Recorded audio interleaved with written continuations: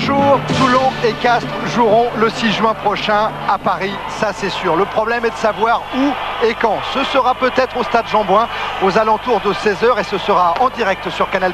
Notez-le déjà dans vos agendas. Ce sera peut-être donc à Jean-Bouin pour la petite finale contre le vaincu du match de la demi-finale d'hier à Bordeaux, à savoir Grenoble. Ce sera peut-être aussi, et ce serait une consécration, pour la grande finale à 20h30 au Parc des Princes face au Biarritz olympique de Serge Blanco qui s'est qualifié hier à Bordeaux. Regardez d'ailleurs les minutes qui ont suivi cette victoire du Biarritz olympique hier à Bordeaux. La joie de Serge Blanco et la joie des Biarros.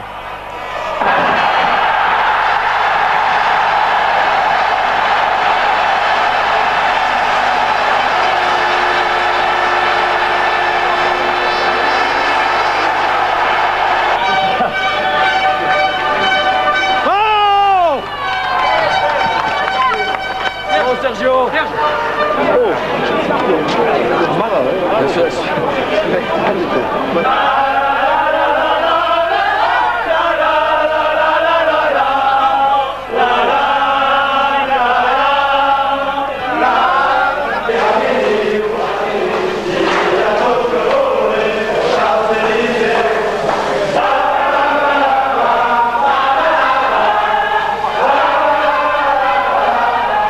La superbe joie des Biarros qui joueront donc leur première finale du championnat de France de rugby au Parc des Princes depuis bien longtemps. Problème cet après-midi, Francis, savoir quel sera l'adversaire des coéquipiers de Serge Blanco. Ce sera ou Castres ou Toulon. C'est une demi-finale d'abord inédite et qui se joue dans un stade de la Méditerranée où il a beaucoup plu. Ça pourrait peut-être avoir une incidence sur le jeu, Francis.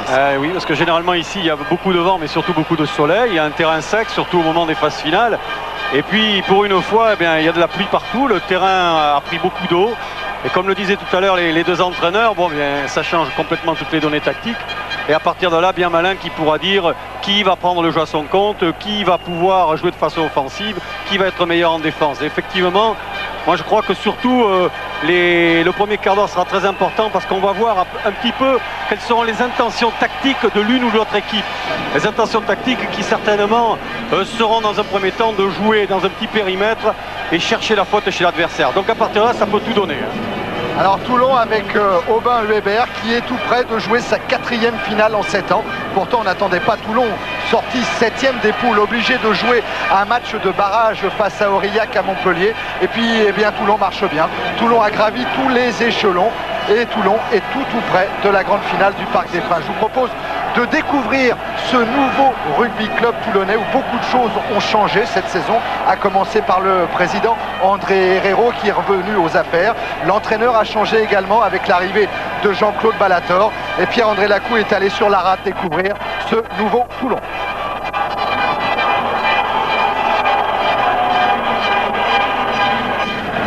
Tarbes-Toulon en quart de finale et une qualification littéralement arrachée par les joueurs toulonnais. Qualification obtenue au bénéfice des essais marqués après prolongation et un score final de 30 points partout. Mais dans les 10 dernières minutes du temps réglementaire, Jobert, le 3 carrel de Toulon, est venu par 2 fois aplatir de l'autre côté de la ligne, la deuxième fois après une belle attaque de tous les Toulonnais.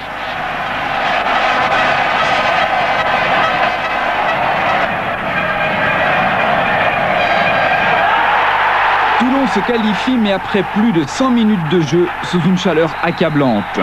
De quoi marquer les organismes et à Toulon cette semaine, on s'est d'abord attaché à récupérer du mieux possible pour continuer cette aventure des phases finales. Oui, c'est vrai qu'il y a eu quelques séquelles, quelques coups, mais enfin bon, je crois qu'on récupère, je crois que c'est plus mentalement. Hein. Donc quand le moral va bien, le physique après, bon, c'est l'histoire de 1 ou 2 jours, mais tout se passe très bien. A priori, Toulon devrait être considérée comme l'équipe la plus chevronnée restant en course. Mais elle a beaucoup changé depuis la saison dernière. Nouvel entraîneur avec la présence de Jean-Claude Ballator et arrivée en équipe première de jeunes joueurs qui n'étaient pas là lors de la finale de 89. Après un début de saison difficile et le passage par les repêchages, l'équipe a retrouvé son esprit et son jeu, ce qui n'est pas sans rappeler une certaine année au nouveau président. D'ailleurs, c'est une année exceptionnelle, puisque c'était en 68, où Toulon, j'étais entraîneur à l'époque de Toulon, et où on avait fait une greffe de cette catégorie, c'est-à-dire qu'on avait énormément rentré de nouveaux joueurs, et c'est vrai qu'on avait créé l'état d'esprit, une dynamique, et qu'on avait fait une finale qu'on n'a pas perdue d'ailleurs, puisque 68, la finale après les événements que l'on connaît, n'avait pas pu, c'était pas rejoué, alors qu'on avait fait 9-9. Mais c'est vrai qu'il y a un certain parallèle. Et un parallèle que l'équipe de Toulon, malgré les quelques absences de son pack, a bien l'intention de pousser jusqu'à son terme.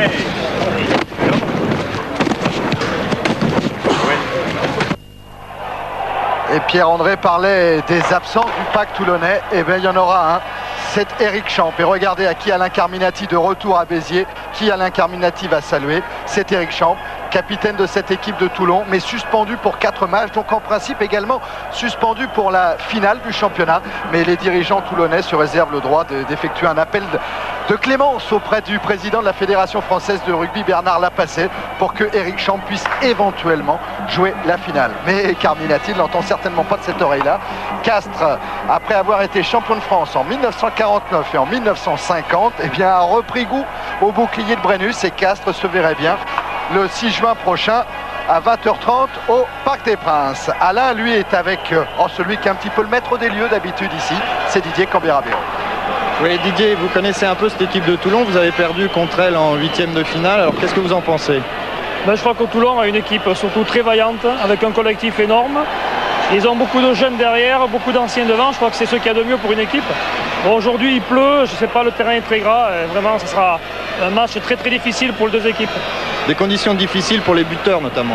Oui, parce qu'en plus il y a du vent, le vent ici, moi, j'y joue depuis 2 ans, je ne l'ai pas encore compris, je peux dire qu'il est très très difficile. En plus le ballon va être très lourd, le terrain est très bon mais il est gorgé d'eau, donc je pense que ça sera très difficile pour taper un drop. Pour taper les buts encore de près ça ira, mais un drop ça sera très difficile. Un petit pronostic? Le pronostic aujourd'hui, si on pense qu'au buteur, je verrai Castres, mais avec la vaillance des Toulonnais, on ne sait jamais. Merci.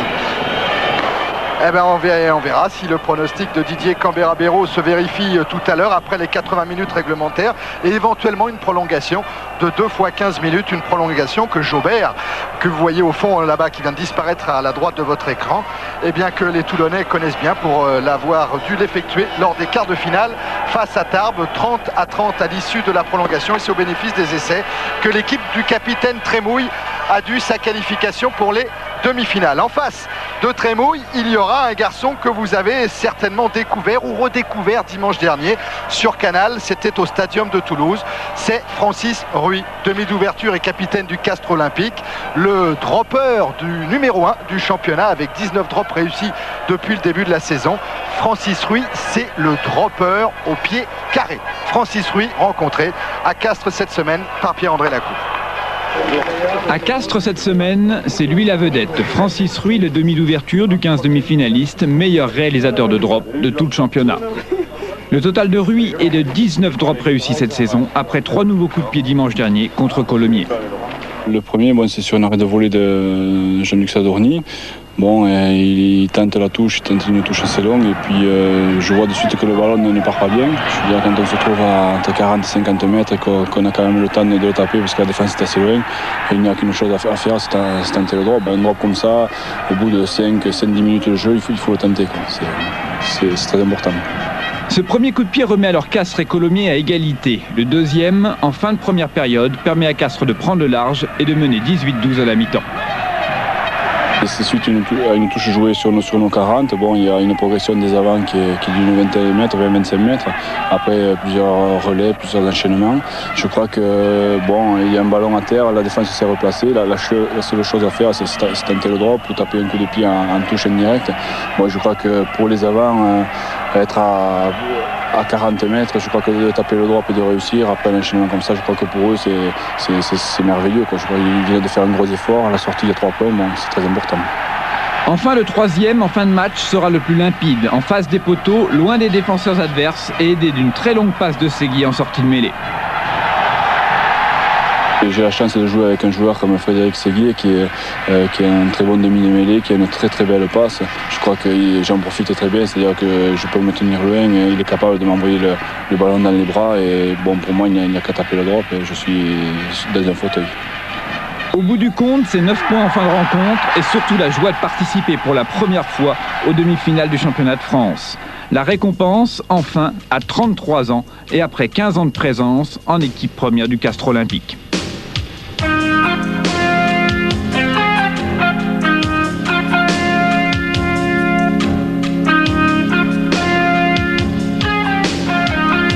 Depuis quelques saisons, Ruy laisse les pénalités et les transformations à Laurent Laby pour se consacrer au jeu de mouvement.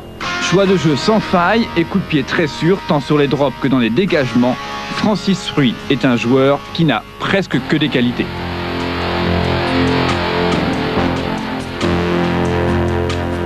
Bon, au niveau de l'attaque, de la vision du jeu, ça va. Au niveau de la défense, bon, il est un peu vieux, alors on le pardonne de temps en temps. Mais moi, ce que je regrette beaucoup, c'est qu'on se rend compte actuellement que Francis Ruy existe, alors que ça fait déjà quand même une dizaine d'années qu'on aurait pu prêter davantage attention. Meilleur buteur du championnat il y a 3 ans, meilleur dropper cette saison et un secret. Non, tu vas t'appeler les Boucaré ? Le secret, ce sont ses chaussures à Boucaré qui ne sont plus fabriquées et que Francis Ruy est l'un des derniers à utiliser. Avec Ruy tape d'instinct le résultat de longues et patientes années d'entraînement, passé à frapper encore et toujours. Mais reste un drop encore à marquer, celui qui par exemple passerait le 6 juin prochain entre les poteaux du Parc des Princes. Si ça pouvait être le drop idéal, ce serait bien sûr ce drop qui passerait ce soir-là, qui ferait gagner même l'équipe ou qui ferait prendre l'avantage à l'équipe. Je crois que ce serait quelque chose de très important pour moi et pour le club. Et si d'aventure il ne passait pas, un autre Ruy, Alexandre celui-là, se prépare déjà à le réussir de l'autre côté de l'an 2000.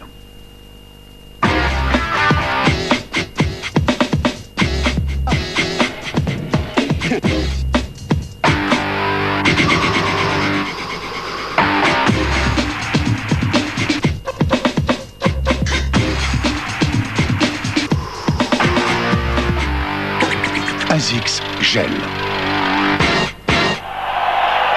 Ouais, Alexandre Ruy a encore le temps.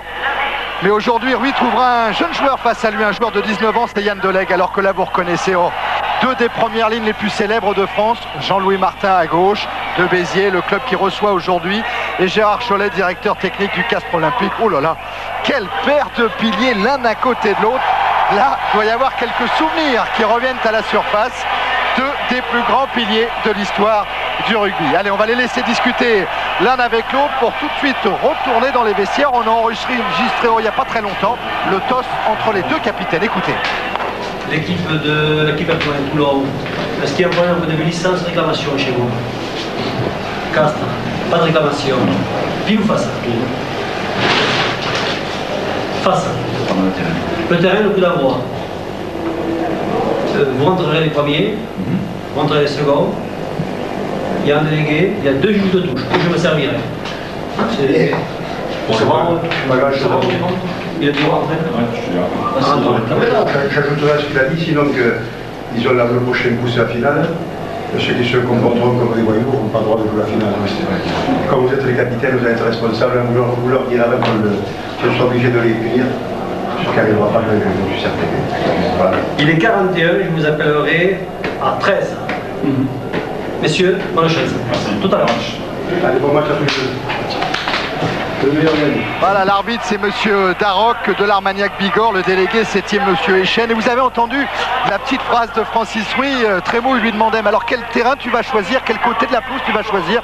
Et Ruy, en vieux briscard, lui a dit tu le verras tout à l'heure, attends d'être sur le terrain, je te montrerai de quel côté nous on jouera. Il garde un petit peu de suspense et il empêche surtout Toulon de se préparer complètement avant cette demi-finale du championnat. On va découvrir tout de suite la composition des équipes. À Toulon, le pilier gauche, Michel Perrier a pris la place de Manu Diaz. Il sera opposé à Jean-Luc Vidal. De l'autre côté, Brandelin face à Laurent Toussaint, l'international espoir du Castres Olympique. Les deux talonneurs, Dazal Martini face à Christophe Furios, révélation du quart de finale dimanche dernier au Stadium de Toulouse. En deuxième ligne, Orsoni face à Franck Hadot qui a récupéré après un problème à l'épaule. Et Motrose face à Alain Carminati qui retrouve lui Béziers. Troisième ligne centre, un duel entre l'international d'origine sud-africaine Eric Melville et Jean-Philippe Zviadek. En troisième lignelle, Lopi face à Diaz, lui aussi avait été touché face à Colomiers, il a récupéré. De l'autre côté, deux combattants, Louvet et Filali. Les deux demi de mêlée, l'international de l'équipe de France face à l'Irlande, Aubin Weber, et la grande passe de Séguier. Duel d'ouvreur entre le dropper Rui et le jeune Doleg, qui fait partie de cette nouvelle génération toulonnaise. Repont face au recordman des sélections roumain, Adrian Lungu. Le capitaine trémouille en l'absence de Eric Champ face au défenseur Maurice Bill. Jobert, le marqueur d'essai toulonnais, face à Escale. Et de l'autre côté, Gel face à Luquillo. Duel d'arrière entre le buteur de Castres, Laurent Laby, et Patrice Tesser, 19 ans, révélation toulonnaise également de la saison. Toulon entraîné par Jean-Claude Ballator, Alain Gaillard du côté de Castres, épaulé par Serge Cabernet. Alors que Carbonel sera lui sur la feuille des remplaçants aussi. Ah oui, Carbonel, entraîneur adjoint, mais également remplaçant pour cette demi-finale. Gérard Chollet ferme la porte du Castres Olympique. Oh, ne vous inquiétez pas, on va pénétrer dans ce vestiaire. Alors que Jean-Paul nous remontre Aubin Weber au milieu de ses trois quarts à l'échauffement tout à l'heure sur cette pelouse du stade de la Méditerranée. Aubin Weber, demi de mêlée de l'équipe de France face à... Ah, c'est beau, hein, avec le travelling de Jean-Paul. On raccompagne les Toulonnais au vestiaire, des Toulonnais qui sont de véritables miraculés, puisqu'ils ont dû éliminer Aurillac en barrage. Après, ils ont sorti Nîmes, Béziers et Tarbes pour se retrouver en demi-finale. Même image, mais là, c'est pas sur le stade de la Méditerranée, c'est sur le terrain d'échauffement qui jouxte cette pelouse avec Alain Carminati et Franck Hadot qui emmènent ce groupe de Castres. Tout à fait à gauche de votre écran, il y a Filali. On voit que sur le terrain d'entraînement, il y a beaucoup d'eau. On voit sous les crampons l'eau qui jaillit et donc le terrain d'honneur lui aussi n'a pas dû être épargné. Carminati qui disait qu'il mettait des crampons de 18 mm, mais à la limite, lui, il les met tout le temps, même si le terrain est sec. Il dit pour jouer devant, il faut des grands crampons. Ça doit un petit peu impressionner certainement les joueurs de l'équipe de France de football qui sont réunis à Clairefontaine et qui, en attendant leur entraînement de 17h, eh bien, doivent regarder ce match de rugby comme Didier Deschamps, comme Philippe Bergerot. Et ils ont joué à l'entraînement à Clairefontaine, les footballeurs français, autour de Michel Platini. Il y a eu un petit exercice de rugby dans la semaine. Et il paraît que Cantona était très bon. Il avait des bonnes attitudes de rugbyman. Ce n'est pas surprenant puisqu'il est en Angleterre maintenant. Ouais. Il a dû apprendre ce que c'était que le fighting spirit. Voilà, toujours ces moments intenses. Eric Champ, que vous apercevez au fond, qui doit être malheureux. Il est allé parler à ses coéquipiers. Il a dit tout à l'heure, je ne joue pas, mais j'irai leur dire un petit mot juste avant le début de la rencontre. Champ, capitaine hors circuit pour le moment. Et Jean-Claude Ballator qui ferme la marche. Pour Jean-Claude Ballator, ça va être certainement des moments intenses pour lui parce que quand il est parti en 71 avec la bande à Herrero, lorsqu'ils sont partis à Nice, il a été très malheureux de quitter Toulon et il me disait cette semaine, il y a 20 ans que j'attendais ce retour à Toulon, 20 ans et je n'aurais pas pu arrêter une carrière d'entraîneur sans entraîner un jour Toulon. Ben, le voilà aujourd'hui, il doit être certainement très très heureux. Allez, on rentre dans les vestiaires de Castres et on participe un petit peu à la préparation de cette demi-finale.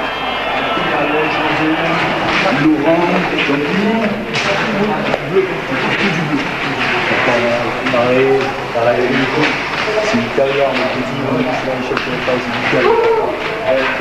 Moi, avec les équipes,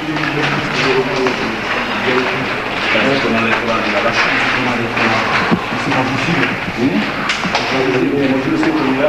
On y est, on va le regarder. C'est ce qu'on joue d'abord. On va aller c'est pas ce qu'on veut. Essayer de parler bien.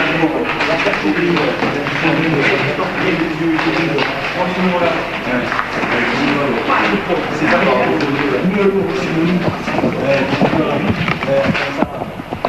Parce qu'il va le choquer vers la semaine, il va aller pour un bar. Ça y est, combat. Au ballon, ça. Comme ça. Mais oui, on est aussi très mature.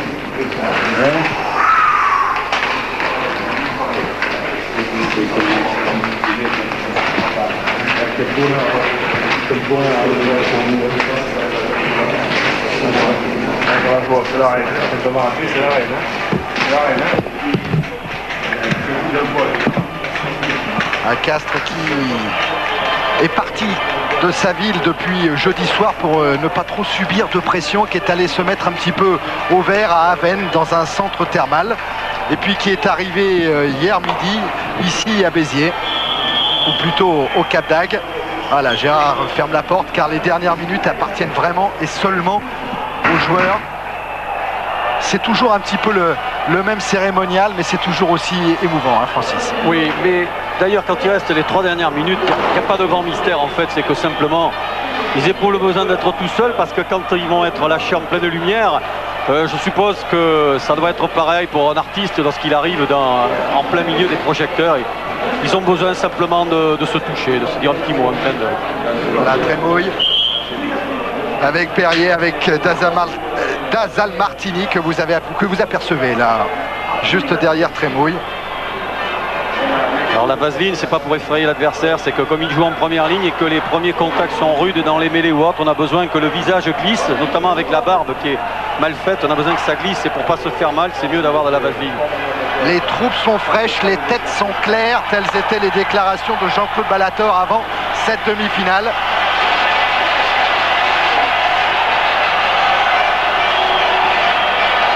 Voilà Lopi, Louvet, Belleville.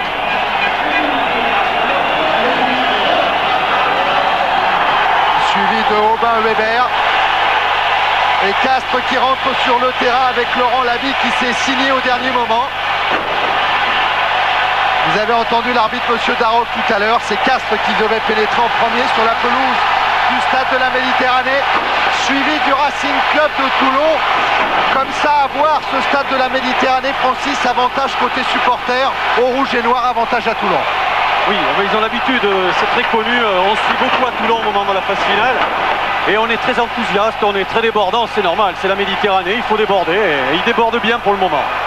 Alain Carminati, admirateur de cette équipe de Toulon, écoutez ce qu'il disait. Toulon, c'est une équipe de fous furieux pour laquelle j'ai beaucoup d'estime. Toulon, c'est magique, avec ce public de dingue. C'est ce qu'il déclarait à Jacques Verdier de Midi Olympique. Toulon, équipe attachante, avec toujours un match. Oui, à Toulon, on est rapidement dépressif et rapidement enthousiaste. Ça monte très très vite et ça descend aussi vite. Voilà, le coup d'envoi va être donné par le Racing Club toulonnais. Avec tout de suite la recherche de l'affrontement et un ballon récupéré par Urios pour Castres. Séguier pour Rui dans ses 22 mètres qui peut trouver directement la touche. Et avec les deux avant elle, Louvet et Lopi qui vont avoir certainement pour mission d'encadrer Rui sur les montées défensives. Ça va être très dur d'aller le chercher d'ailleurs parce qu'il est très loin.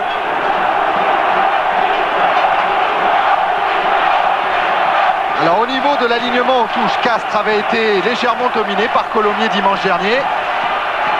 C'était une inquiétude pour Alain Gaillard. On va voir sur le lancer de Dazal Martini.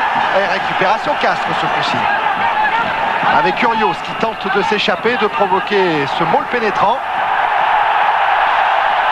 Et Castres qui est passé avec Carminati qui vient percuter, qui va trouver du soutien. Séguier pour Rui, le drop de Rui avec à peine d'élan, une récupération Tesser qui lui d'un coup de pied bien brossé va trouver la touche. Non mais auparavant, Monsieur Darroch a sifflé. Et sur l'enchaînement castré, il y avait plusieurs hors-jeux, mais il y a aussi une chose sur laquelle il faudra un jour se pencher.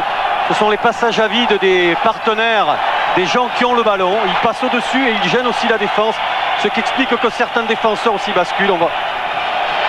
On a vu les hors-jeux toulonnais. Ah, vous avez vu que Trémouille et Delegue étaient montés très très rapidement sur Rui. Et c'est Laurent Laby qui va avoir la première occasion d'ouvrir le score. 154 points en championnat. Laurent Laby, une moyenne de 9 points par match. Laurent Laby, lui qui demande du sable pour faire son monticule, alors que l'arrière de Grenoble hier utilise un petit palais dont on se sert au football américain. Lui préfère encore les moyens anciens. 27 mètres face au poteau. C'est une bonne occasion pour Castres et pour Laby dès le début de cette rencontre. 2 minutes de jeu Et Castres qui ne mène pas. On a bien cru que ce ballon allait passer entre les poteaux. Ça, c'est un coup dur parce que psychologiquement, ça va être difficile pour l'ami de se remettre de ce coup de pied manqué. Oui, encore que je ne pense pas qu'il ait peut-être un mauvais appui. Il a peut-être un peu glissé sur le terrain. Non, non, il a mal pris le ballon, tout simplement. Un peu trop fauché. Allez, on revient avec la récupération de Zviadek. Mis son ballon au sol. Ségué par-dessus. Carminati est parti. Tesser au pied a dégagé ce ballon, mais du côté de Castres, on avait un petit peu anticipé sur le coup de pied de Ségué. On s'est mis hors jeu et on est pénalisé par Monsieur Darroch. Et Aubin Hubert a juste raison, demande une mêlée pour venir jouer près du camp castré. Ouais, car comme vous connaissez la règle, il y avait le choix sur la décision de Monsieur Darroch, soit une pénalité au point de chute, soit une mêlée au point de départ. Intéressant, une première mêlée, parce que le jeune Perrier ne joue pilier que depuis cette année. C'est un ancien troisième ligne et c'est très difficile de venir se mettre dans la cage. Castres plus lourd que Toulon. Autoritaire, hein, Monsieur Darroch, il avait arbitré Toulon-Nîmes. Et cette fois, il pénalise Castres. Voilà. Et du coup, Aubin Weber a joué très rapidement pour solliciter Melville. Et comme à Castres, on n'était pas à 10 mètres, on va encore reculer. En fait, c'est astucieusement bien joué par Toulon parce que Pascal Gel avait fait signe aux Castrés déjà qu'il allait taper le but. Et comme les Castrés ne reculaient pas, Weber a vite joué à la main pour gagner 10 mètres de plus et donner une occasion à Tesser d'avoir un but plus facile. Tesser, 19 ans depuis le 1er mai. Ah là, c'est Urios qui se fait rappeler à l'ordre un petit peu par Monsieur Darroch. Eh oui, Patrice Tesser qui fait partie de cette cage junior de l'équipe de Toulon avec Orsoni, avec Delegue et avec De Rougemont qui est sur le banc des remplaçants. Tesser dont le père a joué avec André Herrero.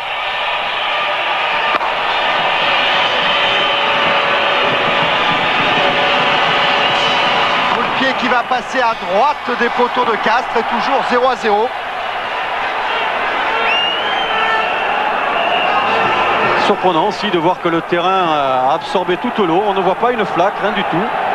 Alors qu'il a plu toute la nuit. Ce sont des trompes d'eau qui se sont abattues sur la région de Béziers. Est-ce qu'il va aller jouer loin? Oui. Il choisit de redonner l'initiative aux Toulonnais. Et à Delegue, qui avec son pied gauche a cherché la touche. Rui, dans ses 22, peut chercher directement la touche, ne la trouve pas. Tesser en chandelle, sous laquelle on va retrouver Franck Hadot qui manque la réception du ballon. Les Toulonnais ont bien suivi et pour la même raison que tout à l'heure, ils vont obtenir une pénalité. Il avait même le choix, Monsieur Darroch, pour mettre une pénalité plus près dans le camp de Castres puisque la balle va être reprise hors jeu.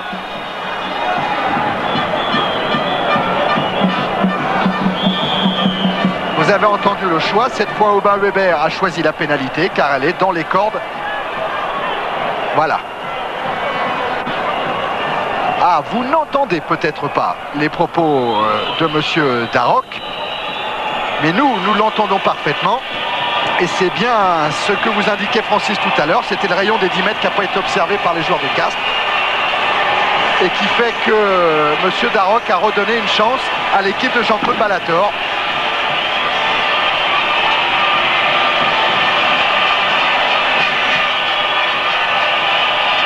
Avec Tesser.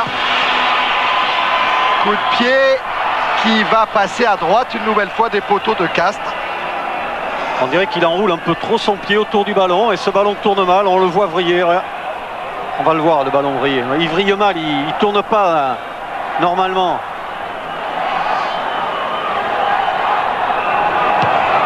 Renvoi long encore de Rui. Weber.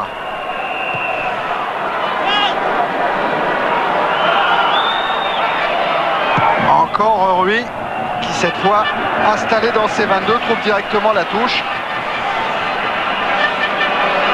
On cherche l'occupation du terrain pour le moment. On n'essaie pas de trop construire. On veut essayer de rester.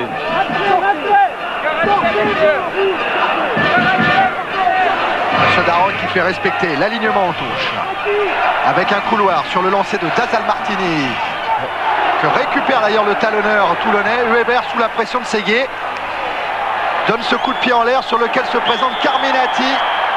Avec une position de hors-jeu des joueurs toulonnais et notamment de Trémouille.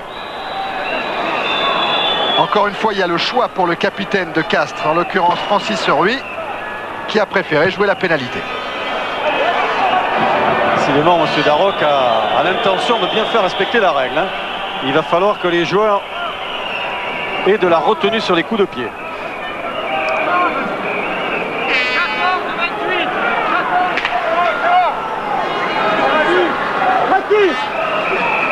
C'était Orsoni qui était en premier plan sur l'alignement toulonnais. Les Toulonnais qui ont récupéré le ballon, qui sont en train de le travailler pour provoquer ce môle pénétrant avec Lopi, avec Perrier. Et la progression étant toulonnaise, l'introduction sera en faveur d'Aubin Weber.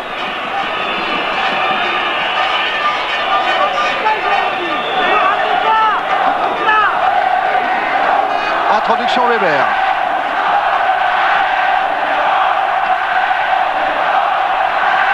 Mêlée qui est sorti de son axe, mais monsieur Darroch laisse faire pour le moment.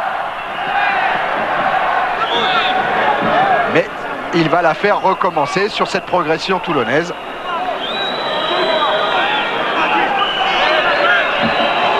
Le pilier droit de Castres a intérêt à faire attention. Oui. Et voilà, il est sanctionné car il a été trop bas plusieurs fois. Il avait été averti par monsieur Darroch. Allez, lui. Vous deux, le talonneur. Et c'est Vidal qui est sanctionné. Voilà, Maurice Vidal. Parce que M. Darroch connaît la musique. Il a joué 7 ans talonneur au Football Club Osquitin. Et il sait comment ça se passe. Vous avez vu cette belle attaque de mêlée de la part de Dazal Martini qui a emmené ses deux piliers.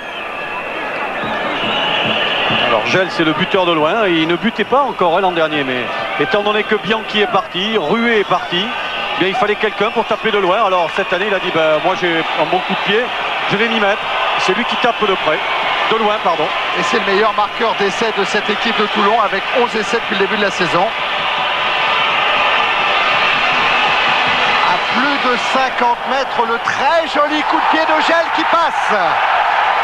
Et après 10 minutes en première période, Toulon mène 3-0.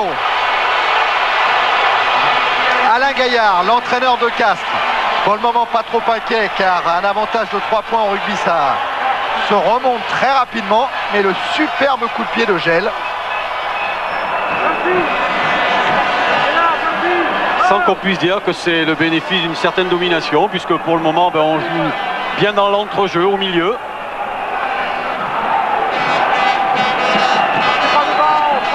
Ado prêt à se lancer sur le renvoi de Laurent Laby. Il est vrai que depuis 10 minutes, le pack de Castres n'a pas eu de ballon un peu pour dynamiser, enchaîner au ras et éprouver la défense rapprochée de Toulon. Voilà, Laby très haut pour permettre à ses avants d'être vite au point de chute. Voilà, Bill avait récupéré le ballon et il y avait auparavant un en avant des joueurs de Castres.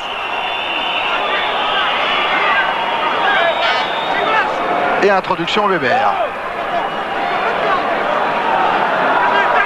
Weber, successeur de Danous, de Galion, au poste de demi-mêlée du Racing Club Toulonnais, qui envoie un coup de pied pour Gel. Gel manque la réception, mais il y a également Lopi qui est là. Et cette fois, c'est un en avant toulonnais qui va occasionner une introduction de Séguier.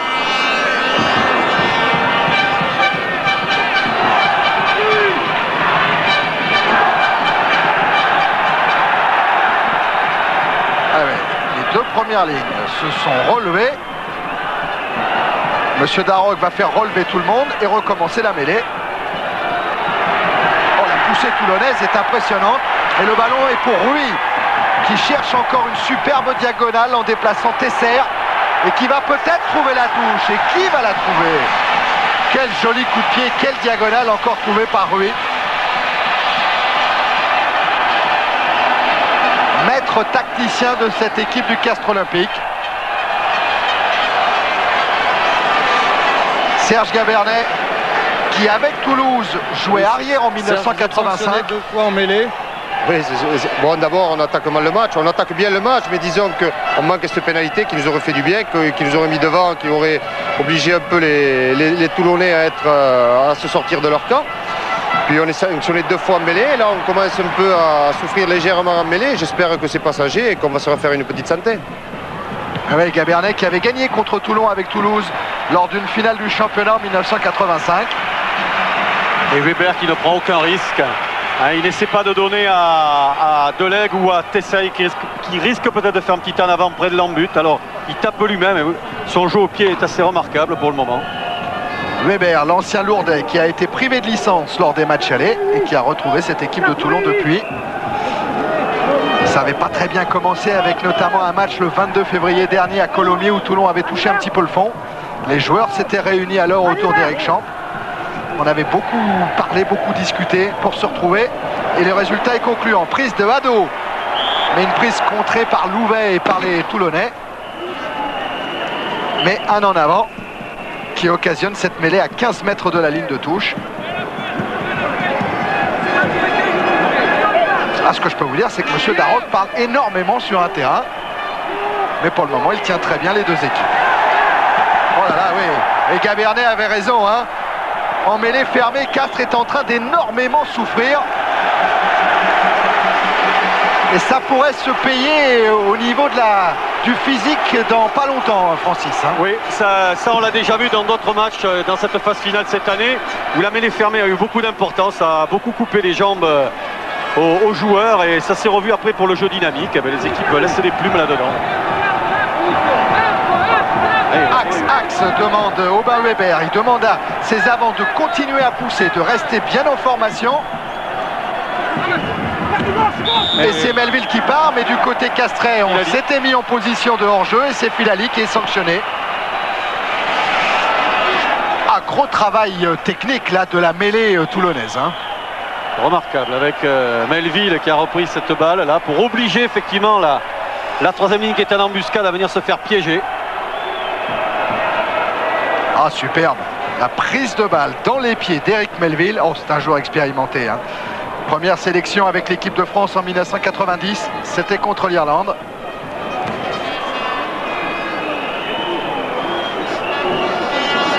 Ah, il y a problème en mêlée. Monsieur Darroch essaie de leur expliquer. Mais c'est surprenant cette mêlée toulonnaise parce qu'avec un pilier gauche qui est tout jeune. Et Gel, en réussite tout à l'heure, va tenter pour la deuxième fois un coup de pied au-delà de la ligne médiane.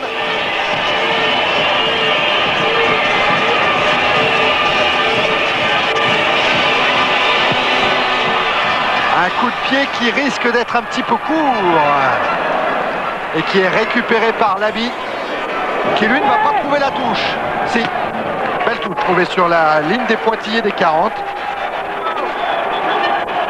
Puis le ballon maintenant au fil des minutes va devenir quand même beaucoup plus lourd avec l'eau et donc les tirs de loin vont devenir beaucoup plus aléatoires.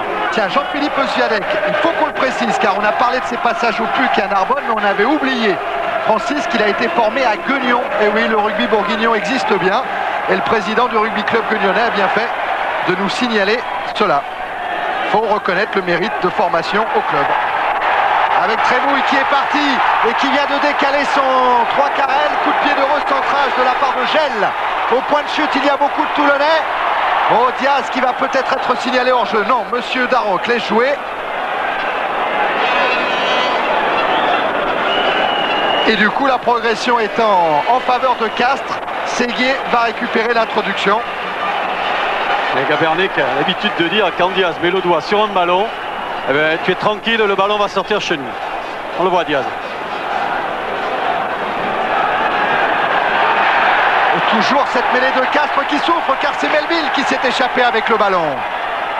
Weber gêné dans la sortie du ballon au pied, il sert Trémouille. Le drop pied gauche du capitaine de Toulon manqué, mais l'arbitre va revenir à la faute de départ sur Aubin Weber et donner cette pénalité face au poteau au Racing Club de Toulon. Pas d'avantage. Monsieur Darroch s'amuse bien avec les joueurs, il fait un bon match lui aussi et c'est parfait. On aime comme ça quand l'arbitre participe au jeu, il prend vraiment du plaisir parce qu'il sait que des deux côtés on est là pour jouer et non pas pour essayer de pourrir le jeu. Et ça c'est sympathique malgré les conditions qui ne sont pas très idéales pour un rugby d'envergure. Ah, il faut donner un coup de chapeau aux arbitres. On a vu l'arbitre des demi-finales, de l'autre demi-finale hier à Bordeaux qui a été lui aussi très bon. Il a été remarquable. M. Dumais est un grand espoir d'ailleurs de l'arbitrage, il est très jeune. Ils sont souvent mis en accusation les arbitres, il faut savoir dire quand ils sont très bons et qu'ils laissent le jeu se développer. Tesser pour porter la marque à 6-0 en faveur de Toulon. Après maintenant 17 minutes en première période, Balator peut être rassuré. Toulon a pris cette demi-finale par le bon bout. Un très bon début de match pour Rogarçon. Correct, ouais, c'est bien. Pour le moment, il faut que ça continue. Il est dans le match, hein, Jean-Claude Balator. Oui, et puis tous les schémas tactiques qu'il avait un petit peu préparés, d'ailleurs comme Serge Gabernet de l'autre côté, eh bien, ça on peut tomber à l'eau, c'est le cas de le dire. Et là, il a de la chance, ça part bien pour lui. Bel équilibre de Tesser au moment de jouer cette pénalité. Toulon encore le ballon avec Weber qui sert dans l'axe Doleg. Pied gauche de Doleg. Et lui aussi c'est le fils de son père, c'est une banalité. Mais il faut dire que Gilles Doleg a été international en 1973 à 2 reprises contre le Japon et la Roumanie. Il a joué lui aussi avec André Herrero. Et son fils maintenant porte le numéro 10 du Racing Club de Toulon. Alors qu'il préfère jouer au centre. C'est un fanatique du jeu d'attaque et il préfère jouer au centre parce qu'il dit comme ça, je suis moins tenté de taper au pied. Mais là on en a besoin de son pied à Toulon. Alors, remise en jeu, Séguier. Avec un ballon récupéré par Melville. Intervention de M. Darroch, mêlée est favorable à Aubin Weber. Filali souffle.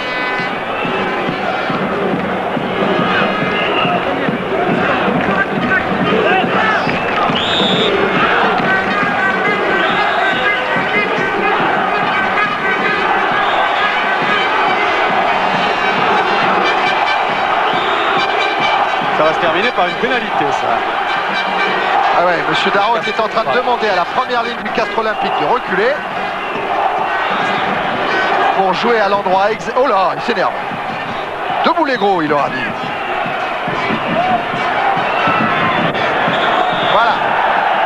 Ça, c'était prévisible. Ça faisait un petit moment que M. Darroch avait dans le collimateur la première ligne du Castre Olympique. Il a estimé que Vidal et ses coéquipiers avaient écroulé la mêlée. Le 2 et le 1 sont au sol, dit M. Darroch. Le 2, c'est Christophe Furios. Le 1, c'est Laurent Toussaint. Là, il est impératif que Francis Ruy parle à sa première ligne et lui dise d'être beaucoup plus discipliné parce que la pluie de pénalité va continuer sur eux. Là, M. Darroch, visiblement, les a dans le collimateur et il faut que Francis Ruy, en capitaine, leur dise d'arrêter ce cinéma. Gel. L'homme des longs coups de pied pour une nouvelle tentative.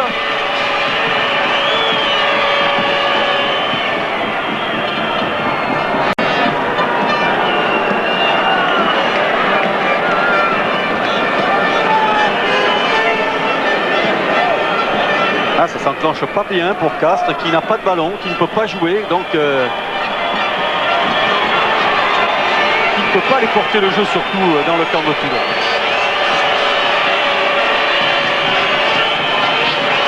Ah, le ballon qui est tombé juste au moment où Gel s'élançait.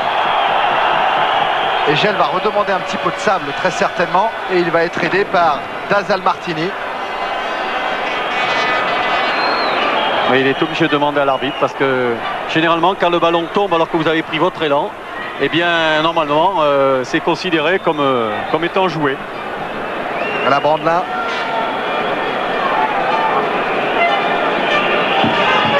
Et le ballon qui tombe à nouveau. Voilà, Hubert l'a joué, il connaît la règle, Aubin. Allez, c'est la dernière fois, prévient M. Darroch. Il est gentil, M. Darroch. Mais le public cible, c'est vrai que dans la règle, normalement, il aurait dû jouer la pénalité tout de suite. D'ailleurs, il ne s'était pas trompé, Weber. Il avait joué au pied derrière. Voilà, Weber va venir assurer un petit peu la position du ballon. Oh, c'est difficile dans ces conditions de taper pour Gel. Là, il a été largement perturbé. Il faut qu'il refasse le vide. Oh, le joli coup de pied. Oh, le très joli coup de pied qui passe. Et avantage conséquent pour le Rugby Club toulonnais. 9 points à 0 après 22 minutes. Il ne faudrait pas retomber dans la palissade, mais on voit encore aujourd'hui l'importance d'un buteur, ce qu'on a vu hier, alors que Grenoble a laissé échapper toutes ses chances à cause de la faillite de son buteur. On voit aujourd'hui Toulon qui, avec Gel, vient de prendre un net avantage. Ça, c'est important au-delà de l'avantage psychologique. Alors le coq là il est castré, hein. Vous avez vu un petit ruban blanc, un petit ruban bleu. Déviation sur Weber qui commet un en avant. Monsieur Darroch l'a vu.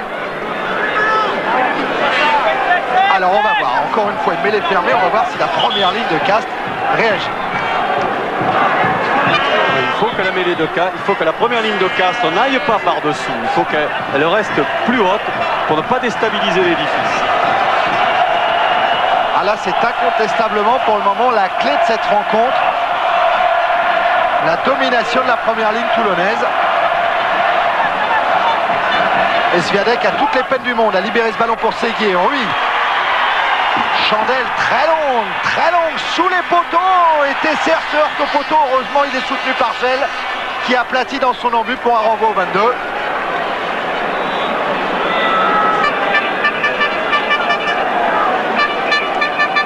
Ah, ce coup de pied était très dangereux. Ah, regardez Tesser gêné par les poteaux. Protégé heureusement par ses gros boudins. Et Gel en soutien.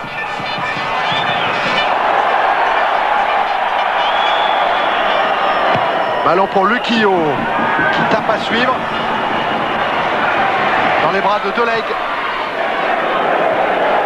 Qui va lui trouver Francis Ruy. Oui, lui trouve la touche directement, il en a le droit puisqu'il était dans ses 22 mètres.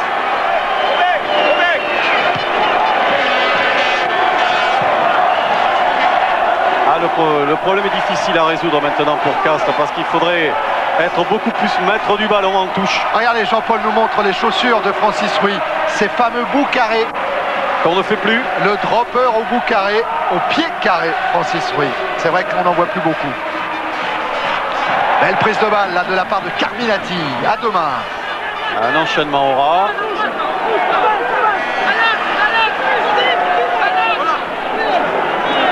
Le ballon est réclamé par Séguier, mais c'est Urios qui s'échappe. Séguier aura pour Carminati. Oh, il tient debout, Carminati. Et il va même obtenir une pénalité pour un hors-jeu de position de la défense toulonnaise.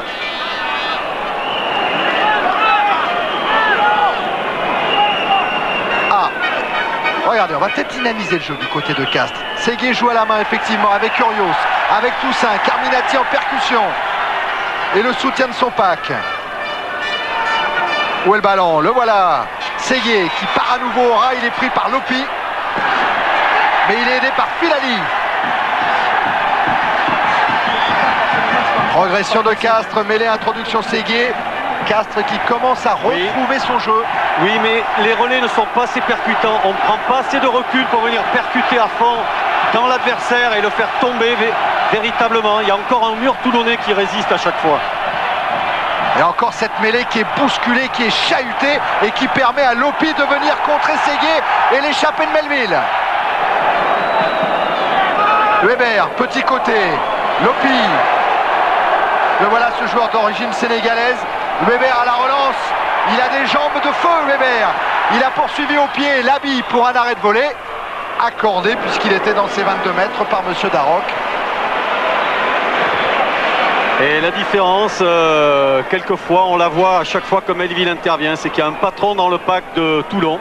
Et on ne le sent pas dans le pack de Castres pour le moment. Un véritable homme à poigne qui prend la direction des opérations. Et Melville est un patron, ça se voit maintenant. Il a 32 ans, il a 10 ans de haut niveau derrière lui. Et je ne serais pas surpris d'ailleurs qu'on le revoie en Argentine au moment où on manque d'avant de haut format. Peut-être que Berbizier va revenir sur lui. Labi ne trouve pas la touche. Le ballon pour Gel. Petit coup de pied à suivre pour lui-même. Gel face à Urios.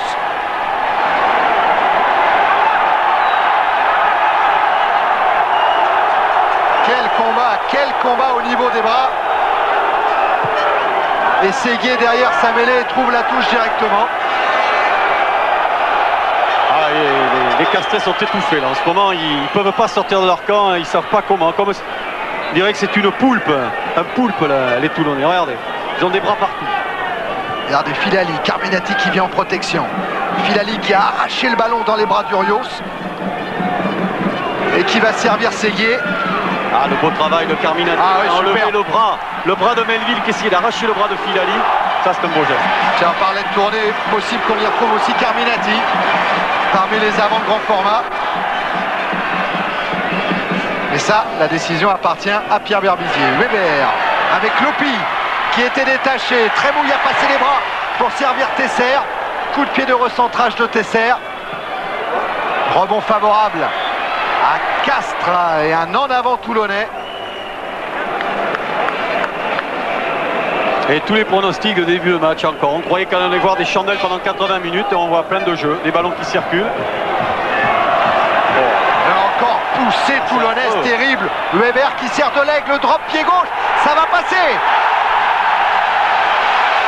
Magnifique drop pied gauche de Deleg qui donne un avantage de 12-0 à Toulon. Sur une balle prise en mêlée. Quel travail. Balle prise en mêlée dans un fauteuil bien sûr de l'aigle. Ah superbe. 19 ans. Ouais. Ah oui, il est en terminale. Il prépare un bac B. Après il fera subdeco.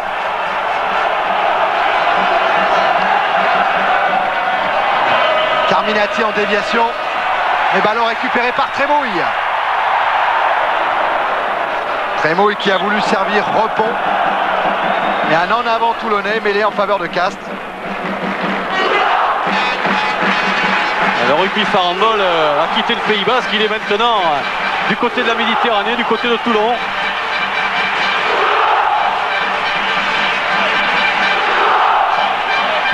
Ballon pour Rui. Petit coup de pied à suivre par-dessus la défense, mais Lopi est parfaitement en repli, en soutien.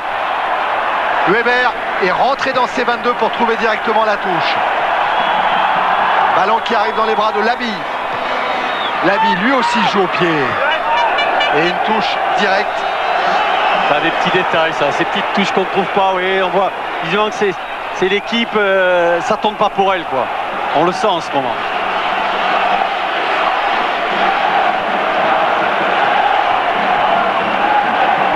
Et voilà le patron de ce pack toulonnais, Melville. C'est le big boss, hein.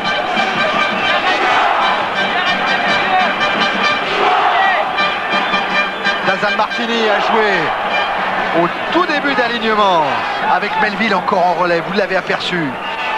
Ballon mis au sol pour Weber.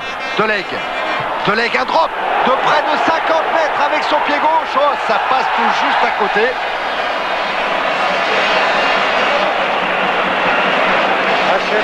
Quelle belle allure. Il est aussi élégant que son papa, mais son papa n'avait pas un grand coup de pied. Oui, sur le bord de la touche pour Toulon, c'est le deuxième ligne, Yvan Roux qui s'échauffe. Alors voilà, Roux. Ah ouais, Deleg, il avait déjà passé 5 drops lors des phases finales. Il a passé le 6e tout à l'heure. 3 contre Béziers, 2 contre Tarbes et 1 pour le moment face à Castres. Weber, au pied, renvoie le jeu dans le camp de Castres. Labi, lui va chercher la touche. Et il la trouve.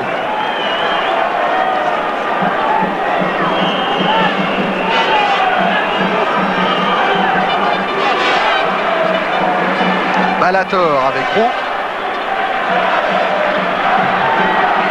Alors on cherche enfin un alignement raccourci.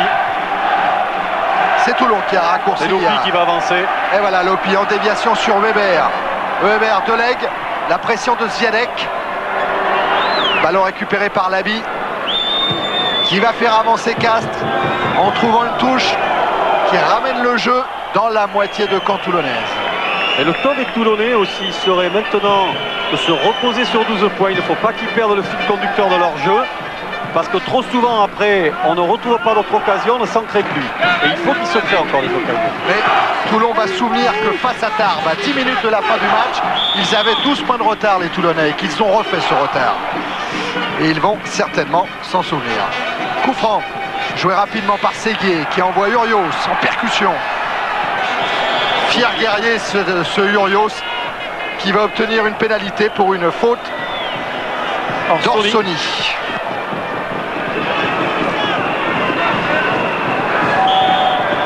Il fait sur le plaquage, il vient se mettre délibérément de l'autre côté. Dans le camp de Castres. Non, il ne faut pas siffler, il a raison, Labi de le tenter, c'est une bonne occasion. Il y a encore 50 minutes à jouer, et il ne faut pas gâcher des occasions pareilles de but.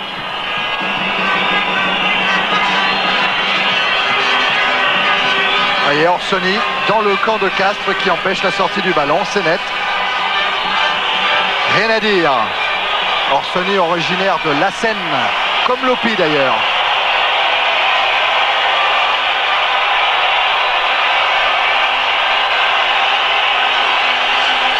Allez, pour le moral de Castres, il faut absolument marquer cette pénalité. Et elle ne passera pas, toujours 12-0 en faveur de Toulon. Oui, alors là, c'est beaucoup de laisser autant d'occasions passer, parce que le temps passe et 12 points, ce sera de plus en plus dur à remonter.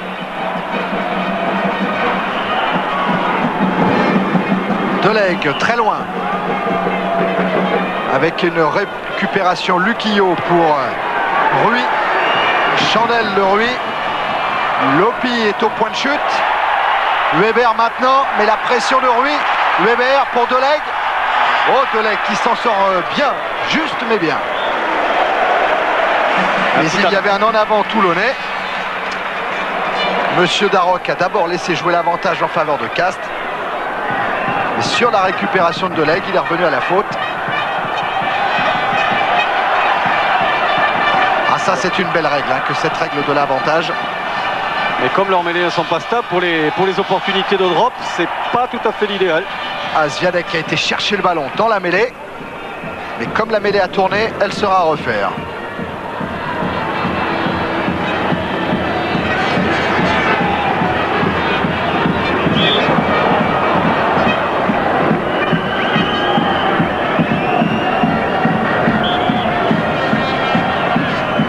Toujours ces problèmes de première ligne.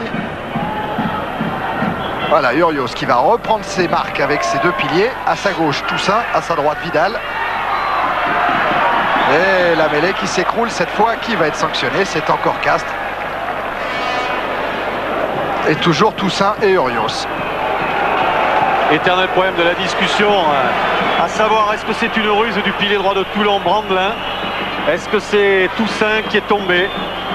Difficile à interpréter. Ce qui est sûr, c'est que la première ligne de Castres est dans le collimateur de Monsieur Darroch. Oui.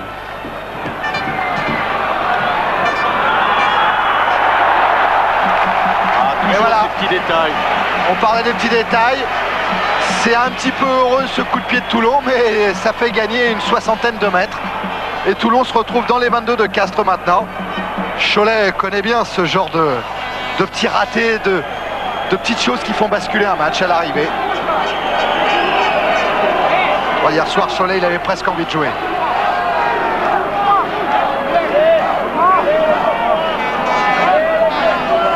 On va chercher Carminati. Ouais, face à Orsoni.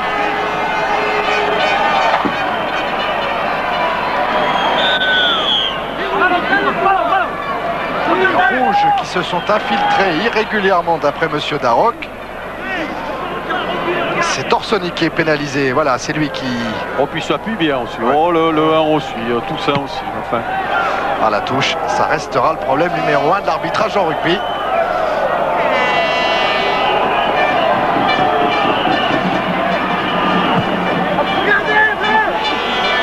Castres à nouveau dans la moitié de terrain de Toulon. À 3 minutes maintenant de la fin de la première période. Dazal Martini a le ballon.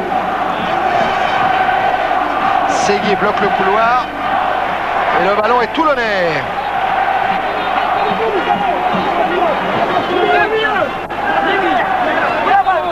Toulonnais qui cherche la faille, qui la trouve peut-être avec Dazal Martini qui est relayé par Melville. Melville s'est retourné dans son camp. Il a libéré son ballon. Progression toulonnaise. Non, ah ben non.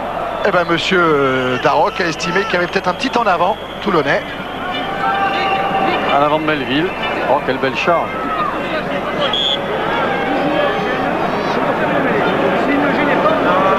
Oui, il pose le ballon devant lui.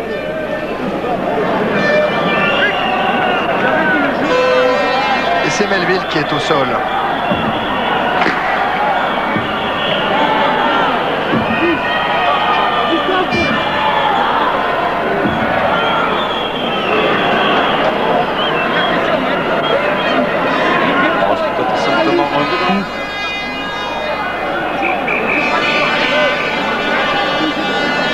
Et M. Darroch qui redit encore à la première ligne de Castres de se tenir à hauteur des épaules, à la hauteur du bassin. Il ne faut pas baisser la tête plus bas que le bassin.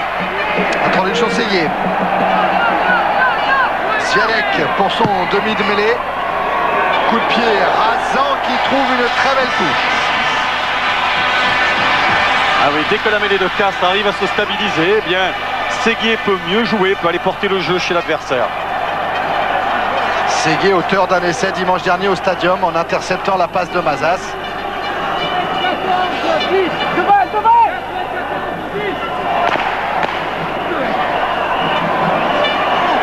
Ballon qui revient dans les bras d'Urios.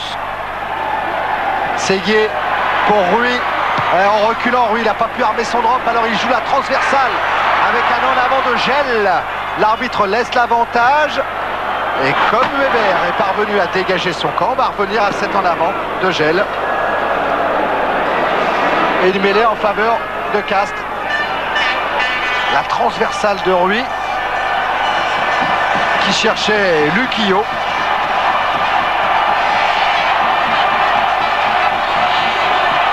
Francis Rui en position, ou Labitte en position de drop, tous les deux. Cette mêlée de Castres qui souffre toujours. Mêlée qui a tourné, mêlée à refaire. Les Castres n'auraient-ils pas intérêt à vite sortir la balle derrière les pieds du troisième Ignel, vous voyez, entre le Carminati et Filali, pour sortir très vite, et là on perd du temps. Svialek a tenté de ramasser le ballon. Et c'est Toulon qui récupère avec Melville encore une fois. Un en avant de Castres, sanctionné par monsieur Darroch.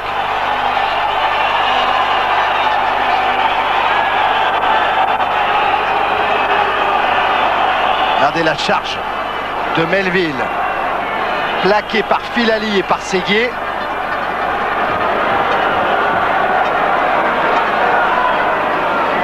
Et Urios qui est venu charger Weber.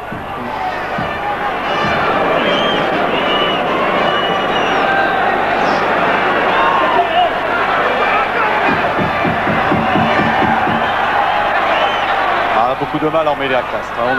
La première ligne tangue beaucoup. Oh, l'en avant de Delegue, mais l'arbitre avait prévenu.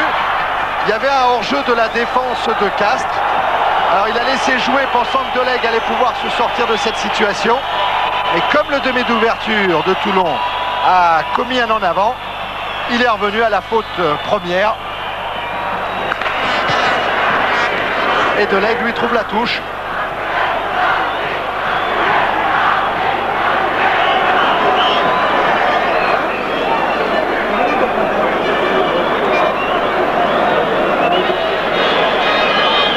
Laforgue, qui était déjà rentré dimanche dernier et qui pourrait remplacer Vidal au poste de pilier, comme c'est souvent le cas.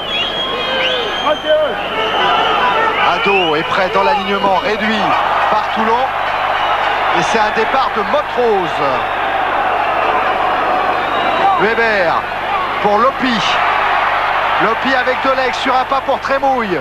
Trémouille a du soutien avec Melville. Mais c'est Filali qui a récupéré. Séguier.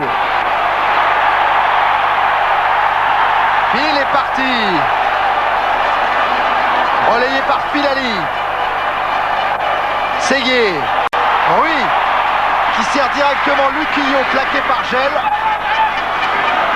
Et Francis Ruy. Non, l'arbitre a sifflé. L'arbitre a sifflé. Séguier et Gel n'ont encore pas entendu. Voilà, c'est fait.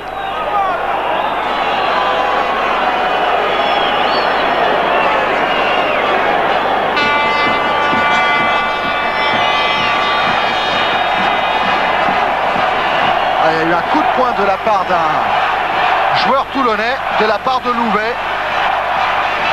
Et monsieur Darroch donne une bonne pénalité là à Castres à 25 mètres environ, 25-30 mètres face au poteau.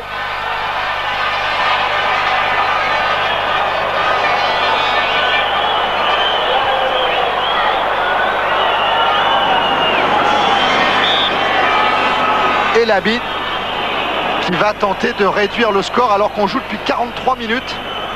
3 minutes au-delà du temps réglementaire. Ah, il faudrait quand même que Castres réduise le score avant cette seconde période. Filali avec Gabernet. Parce que là, il n'y a pas la chaleur pour épuiser les organismes.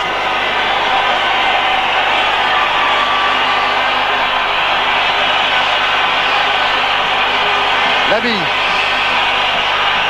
Ballon de 12-3. Coup de pied qui s'élève bien et qui passe entre les poteaux. Et là-dessus, monsieur Darroch siffle la fin de la première période. Toulon mène 12 points à 3.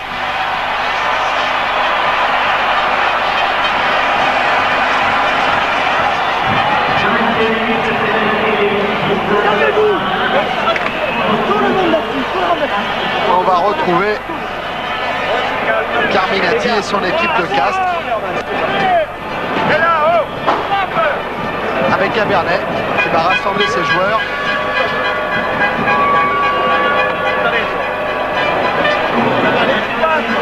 Reste les jeunes, c'est qui vous craquez? Rappelez-vous de Tarbes. Ils ont craqué, vous êtes... On reste calme, on a le vent, il nous faut les ballons devant. On n'a rien, on se fait trop bouger à mêlée. Il faut se ressaisir. Hein? Il nous bouge devant, sur les enchaînements, on se retrouve en position de hors-jeu. Hein? Donc il faut se ressaisir. On a le vent, on a 9 points dans le cul, c'est rien. Ok? Mais il nous faut des munitions. On n'en a pas de munitions. Des secondes, en touche. Il faut maintenant allonger, il faut faire sauter Alain. Et si on n'a pas les ballons, Alain il flag. Et si on n'a pas les ballons, il faut raccourcir. Touche à 2, touche à 3, il faut les ballons. Reste chez eux. Je vous promis qu'un truc comme ça, je jeter la main. 42 minutes pour se reprendre. D'accord? Allez, on y va, allez. Allez, rouge, allez, petit, allez.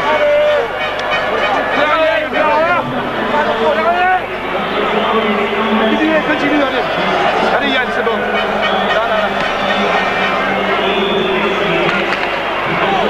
Ouais, on a entendu à la fin Jean-Claude Balator qui reparlait à Louvet de ce coup de poing en disant ça non.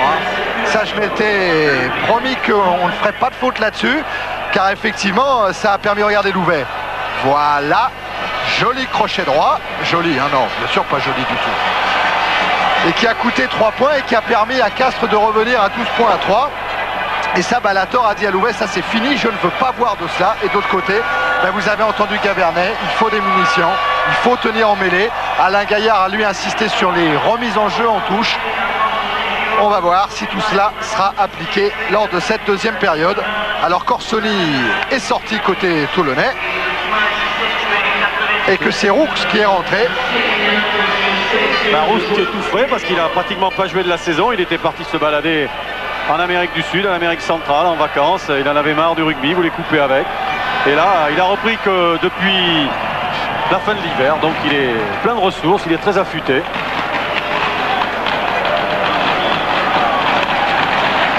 Voilà Yvan Roux.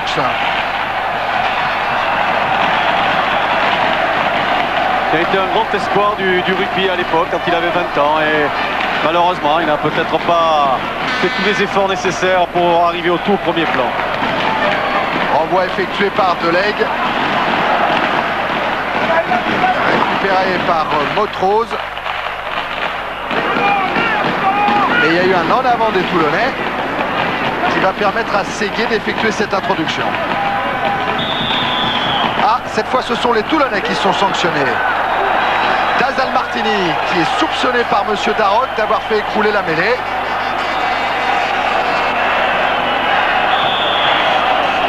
Ah, une balle de 12-6. Eh oui, ça peut tout changer. Ça peut remettre Castres dans cette partie.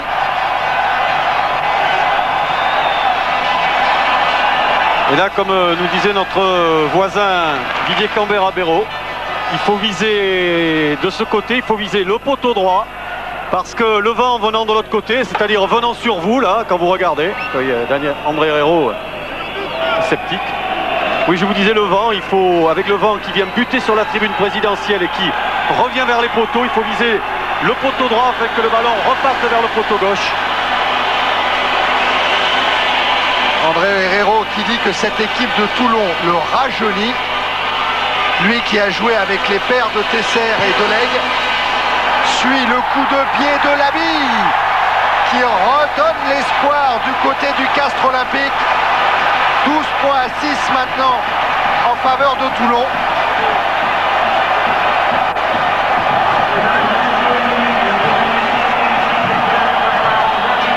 Voilà qui peut tout changer. Aldo Gruarin, Toulonnais de cœur, dont le fils est lui sur le banc des remplaçants. Mais il joue pas pilier son fils à Aldo, hein, il joue derrière. Ah, il avait fait tout le début de la phase finale, match de barrage, 16e, et puis entre les 16e et les 8e, il s'est blessé et il ne joue plus en ce moment. Allez, la partie est relancée. Les Toulonnais sont toujours aussi vifs sur les renvois avec Montrose.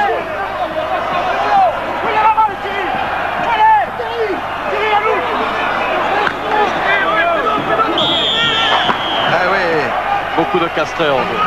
Castrés en jeu, ils ont fait écrouler le regroupement, ils ont empêché la sortie du ballon. Il y avait plein de fautes à siffler.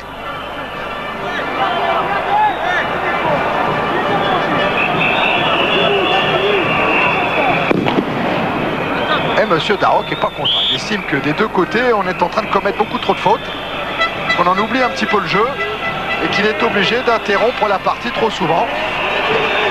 C'est vrai que c'est un petit peu haché. Alors là, beaucoup de pénalités. Suivant les recommandations toujours de Didier Cambert-Abéraud, il faut que Tesser vise le poteau droit pour que ça aille sur la gauche. Voilà Vidal qui est sorti, qui a laissé sa place à la Forgue. Le voilà la Forgue.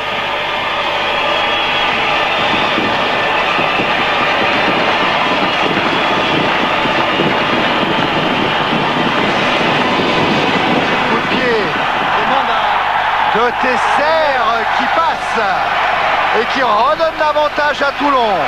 15 points à 6. Ça c'est un but important pour Toulon, voyez-vous, parce que on a vu que cette équipe de Toulon et notamment son pack avait des ressources pour vite rejouer dans le camp de Castres, reprendre une occasion, enchaînement, 2 enchaînements hors jeu de Castres et on marque. Ça c'est de l'efficacité 100%. Et Melville qui repart, bloqué par la Forgue. Ballon pour Weber qui lance à Ivan Roux. Encore Weber qui joue cette fois un petit côté au pied. Par-dessus. Ballon qui est toujours toulonnais emmené par Louvet. Ah, les avants qui n'ont pas bien enjambé, mais Weber peut servir Lopi. Weber à nouveau qui joue au pied dans le dos d'Escale. Escale sous la pression de Jobert. Escale qui s'en sort tout en puissance. Soutenu par Bill. Weber face à Séguier. Et Séguier qui sort.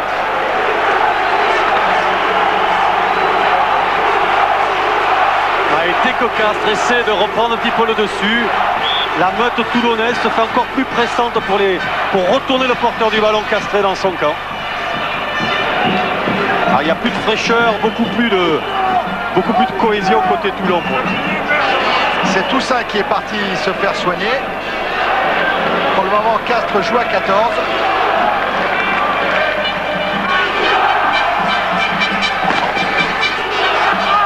Et ballon pris par Ado.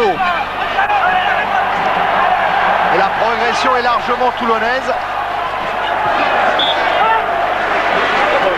Que va dire Monsieur Darroch? Il va faire jouer une touche.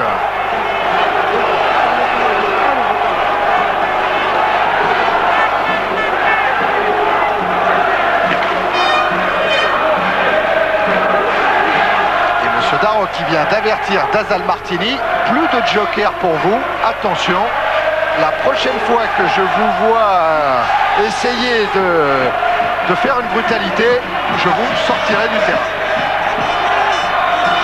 Jolie expression, plus de joker.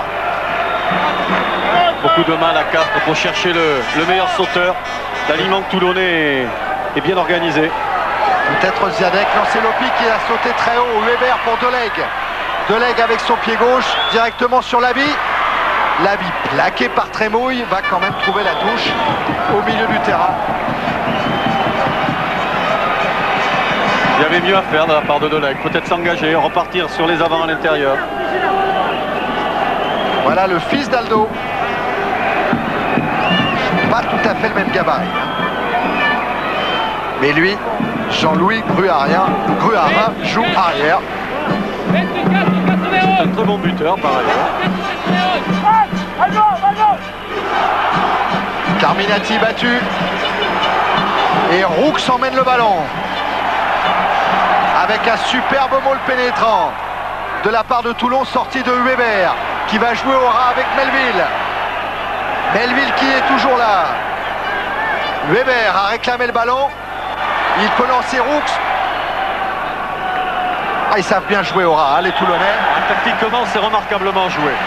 On ne prend aucun risque pour redonner le ballon à l'adversaire. Et on sait qu'en jouant petit périmètre, en faisant un autre tas, le ballon va être chez soi. Très bien joué de la part de Weber et Melville. Et en plus, ils obtiennent une pénalité. Il le cherche à Melville. Et Melville est toujours là où il faut à côté de Weber.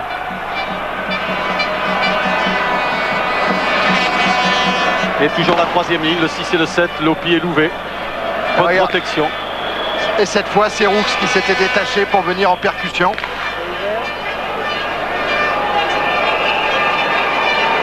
Politique prudente peut-être de Toulon, mais qui paye quand on mène au score. 15-6, on n'est pas à l'abri. 15-6, on essaie de transformer un drop.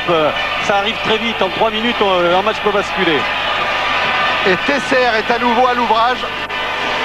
Passe au poteau de Castres pour donner un avantage de 18 points à 6. Là, ça devient très important en faveur de Toulon.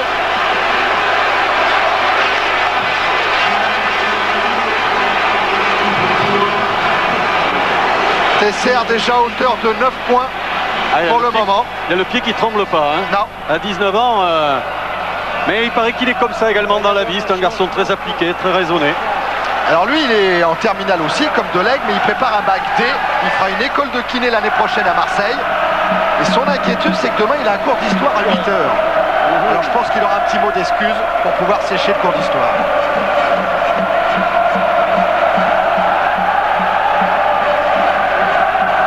Deleg avec Weber. D'ailleurs, c'est étonnant même dans ce championnat de France de voir tous ces jeunes qui arrivent dans les phases finales et qui sont placides, et qui ne perdent pas la boule. Carminati qui est allé très haut et le ballon est venu dans le camp toulonnais avec un en avant de Carminati.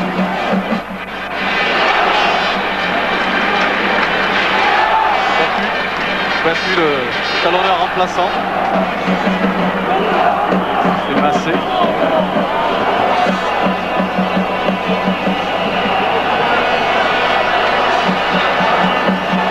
Voilà l'introduction de Weber. Oui. Brandelin cette fois. Voilà, Brandelin sanctionné. Pilier droit de Toulon. Ouais, il ne fait pas les tournées, Brandelin. Il sait très bien que c'est lui. Oui, pour Castres, Christian Batut s'échauffe, et pour Toulon, De Rougemont et Chouquet. Ah ben De Rougemont, Francis parlait des jeunes du championnat, en voilà un autre avec de Rougemont qui va peut-être donc faire son apparition sur la pelouse du stade de la Méditerranée. Il fait partie de la brillante génération du bataillon avec Penaud et Viard. Il est en ce moment au bataillon, il va terminer à la fin de la saison. C'est un pur produit toulonnais. Voilà, de dos avec Balator et de la Ciotat. Et il a un coup qui indique parfaitement sa prédilection en matière de rugby. Il joue au pilier. La bille pour essayer de réduire le score, c'est très bien fait. 18 points à 9, toujours en faveur de Toulon,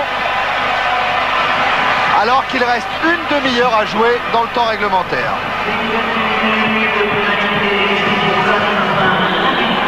Ah oui, Toussaint se fait poser un emplâtre au-dessus du genou droit, c'est pour ça qu'on a vu le talonneur battu s'échauffer.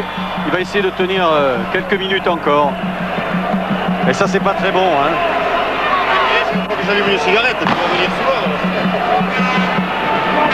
Pas très bon pour un pilier, parce que déjà que la mêlée Castrez tanguait un peu. Ah oui, il boite. Il aura du mal à gauche, il risque d'être désaxé, il va beaucoup souffrir sur les mêlées maintenant. Renvoi effectué par Delegue. Et la bonne récupération de Dazal Martini. Weber, toujours qui cherche Lopi, il l'a trouvé avec Melville maintenant au relais. Quel enchaînement de la part des Toulonnais. Et Weber, un parfait animateur, perturbé là par la présence d'un Castrais.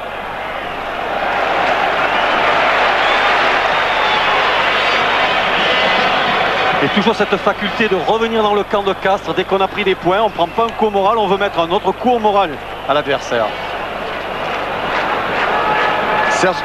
Serge Gabernet, ces enchaînements au rat toulonnais vous gênent terriblement. Oui, c'est sûr, surtout qu'on avait vu leur quart de finale contre Tarbes l'autre jour sur une cassette et on voulait le faire nous. Et puis tout compte fait, c'est eux qui nous gênent énormément en partant au rat et qui nous posent des problèmes énormes. Et surtout, le gros problème qu'il y a, c'est qu'on vient de faire un changement. On a fait rentrer Thierry Laforgue en pilier à droite. On n'a plus de pilier remplaçant et puis on vient de claquer notre pilier gauche. Alors là, par contre, on va souffrir. Je ne sais pas trop comment on va s'en sortir. Ah ouais, déjà que cette première ligne souffre avec Vidal sorti, remplacé par Laforgue, avec Toussaint qui est mal en point. C'est sûr que Gabernet doit être très très inquiet. Il y a beaucoup de lucidité d'ailleurs dans ses paroles, il ne se masque pas la vérité. C'est un bel élève de Pierre Villepreux. Une filiation qui revendique Gabernet. Beaucoup d'admiration pour Pierre Villepreux. Dazal Martini pour la remise en jeu. Montrose a sauté très haut. Weber réclame le ballon. Progression du pack toulonnais. Regardez Roux avec son numéro 18. C'est lui qui a le ballon. C'est lui la tête de pont de Toulon. Weber joue au pied. Il sait varier le jeu très bien Weber. Mais marque accordée de Laurent Laby. Il joue en patron maintenant Weber. On sent là un petit peu une patte australienne et néo-zélandaise. On va aller jouer dans le coin là-bas pour empêcher toute tentative de relance de jeu de la part de Castres. Weber qui avait été repéré par Jérôme Gallion lors d'un match de l'équipe de France Junior joué à Biarritz. Qui aurait dû déjà venir à Toulon en 1987, mais il y a eu à ce moment-là un veto fédéral. De Ferraz qui lui a dit « Tu ne joueras pas en équipe de France ». D'ailleurs, il y a beaucoup de points de similitude avec Gallion dans les foulées de Aubin Weber, dans la façon de sautiller, vous remarquerez, c'est comme Gallion, c'est un chasse, beaucoup de félinité chez lui. Un en avant de Trémouille, mais avantage pour le moment à Laforgue et à Castres. Avantage qui n'a pas suffisamment profité. Et M. Darroch va revenir à une mêlée introduction Séguier.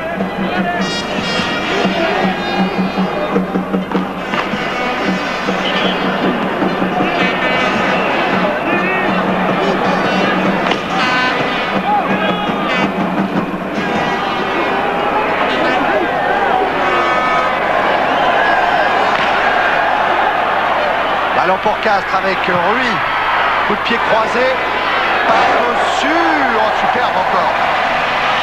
Monsieur Gel. Il a beaucoup de mérite, hein, Rui, parce que c'est Filali qui est obligé de venir aider pour la sortie de balle et il avait toute la ligne de 3/4 qui montait sur lui.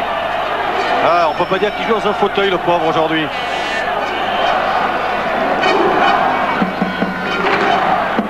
De Rougemont avec Balator, il va certainement rentrer pour apporter du 109, un peu plus de dynamisme. Rezal Martini qui a trouvé Montrose. Ballon pour Toulon et bien à l'abri. Weber dans ses 22 peut trouver une touche.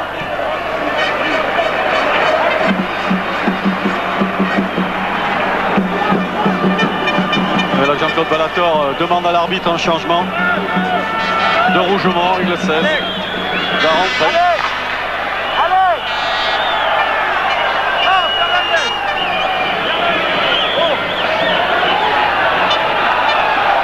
Voilà Jean-Claude Balator qui appelle Alain Fernandez, juge de touche originaire du Roussillon, pour effectuer ce changement. La rentrée de Rougemont et la sortie de Brandelin. Brandelin qui a pensé arrêter en fin de saison dernière à la suite d'une fracture de l'omoplate et puis il avait beaucoup de problèmes des vertèbres lombaires. Puis il s'est repris un petit peu au jeu en début de saison et il est là. Il a rendu service pendant 60 minutes. C'est l'essentiel pour Toulon. Un coup de taureau. Ah oui. Ouais, Lopi qui a battu Carminati en fond d'alignement. Doleg. Ballon très haut. Labi va avoir beaucoup de pression. Il se saisit du ballon et il parvient à dégager dans les bras de Tesser. Tesser intelligemment joue avec le rebond pour trouver une touche. Beaucoup de maîtrise gestuelle chez les Toulonnais et pourtant ils sont jeunes.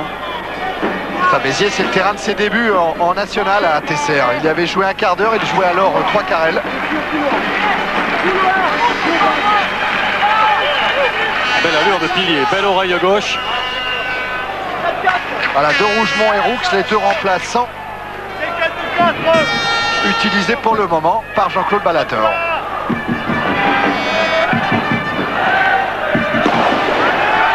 Séguier sur Carminati qui a ramené le ballon dans le camp de Castres avec Urios. Regardez le numéro 2 Urios qui s'échappe. Ballon cette fois mis au sol. Séguier vers Rui. Allez, on ouvre avec Bill. Redoublé sur Séguier et intervention de Repon. Intervention avec un en avant. Oui, Yann Branlin, vous faites une grosse partie devant. Grosse partie, oui, disons que on maîtrise, je pense qu'on essaie de maîtriser le match. On est en mêlée, on a une bonne mêlée, on touche, on contrôle bien nos ballons. Pour l'instant, ça va, on arrive à maîtriser le match, mais ça peut basculer malgré quand même le score, quoi, hein, il n'y a rien de fait encore. Il y a quand même 18-9 au score et une impression largement favorable à Toulon pour le moment. Oui, mais il a raison de dire que rien n'est fait et qu'il faudrait certainement que Toulon se redonne un peu plus d'avantage.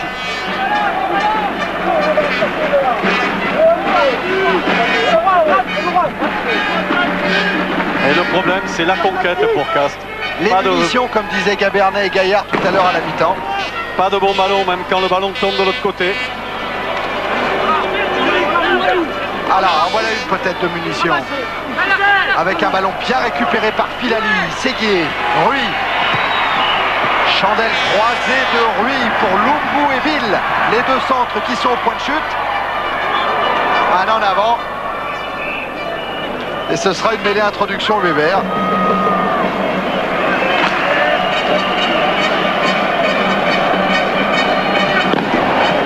Allez, encore 20 minutes. 9 points de retard pour Castres.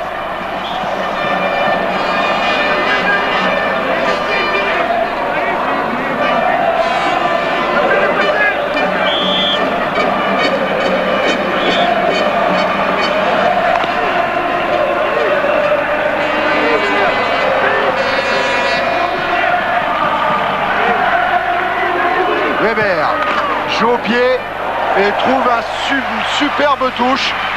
Maître à jouer aussi de cette équipe de Toulon. Weber, Melville beaucoup de lucidité entre le 8 et le 9 et ça c'est primordial.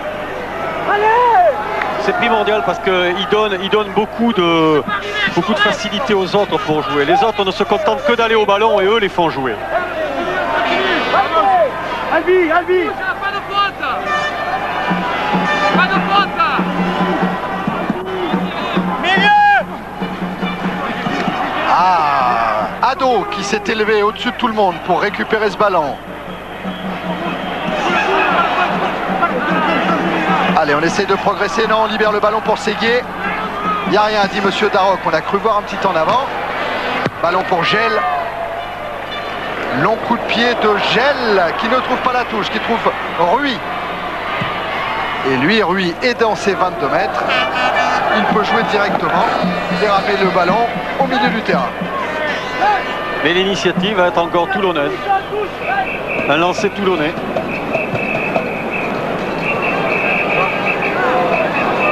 Rui, auteur de 4 drops en début de saison contre Bègle sur 4 tentatives. Montrose face à Ado.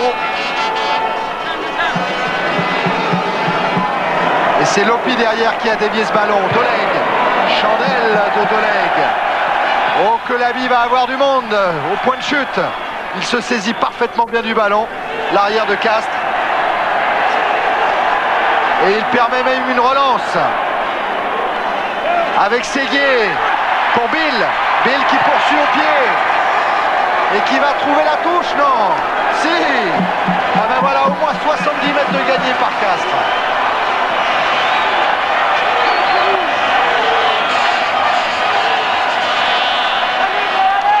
Avec la caméra opposée.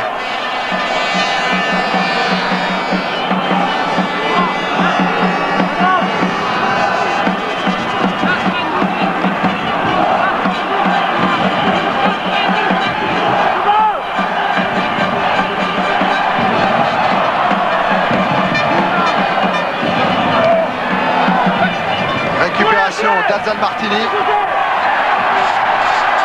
Mais Castres qui emmène bien le pack toulonnais là. Castres qui a récupéré le ballon. Et on jouera avec Ziadek, avec Ado. Et Carminati qui demande à monsieur Darroch de siffler la pénalité. Monsieur Darroch va au milieu du poteau. Explication, Francis. Parce qu'il y avait tout simplement les hors-jeux des 3/4 toulonnais. Donc les Castrés ne pouvaient pas jouer au large. Mais je ne sais pas si c'est Carminati qui a arbitré là. Ça n'est pris à monsieur Darroch, mais enfin il y avait une faute avant. Hein. Oui, ils ont été obligés de repartir vers l'intérieur. On ne voit pas la position sur l'écran, la position des 3/4 toulonnais.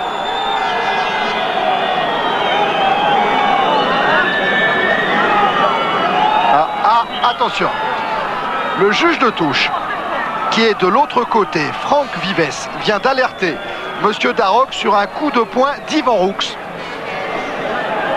Voilà, monsieur Darroch qui convoque Weber et Francis Rui.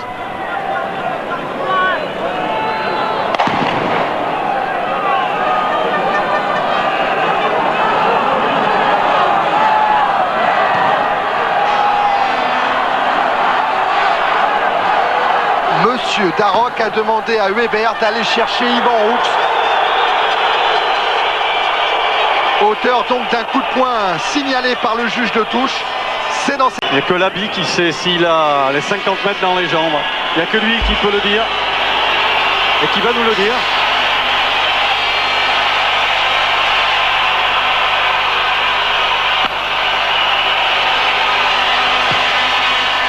Coup de pied qui va passer à droite. Toujours 6 points d'avance pour Toulon. Toulon à 14. On va chercher à gagner du jeu du côté de Toulon. Voilà, c'est ce que fait Doleg.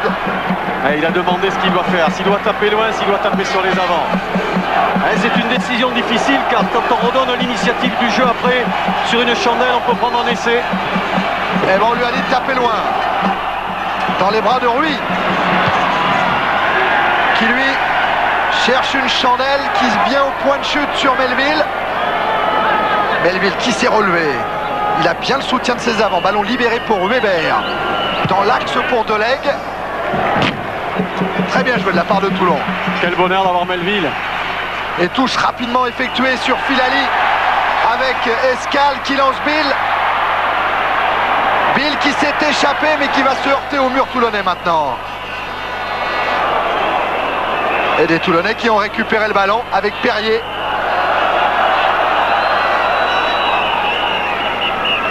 Weber au pied, dans les bras de Labi. Labi va trouver une touche indirecte parfaite. Avec très peu d'angle, Labi a trouvé la touche. On le sent là que les dernières minutes sont difficiles pour les Toulonnais, on perd de lucidité. Là, Weber a fait une grosse erreur. Et Toulon est à 10-15 mètres de son embut. Toulon qui a 6 points d'avance, la valeur d'un essai transformé.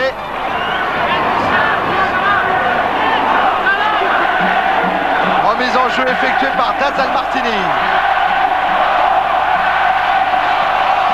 Prise de balle d'Ado. Mais le ballon sort côté toulonnais.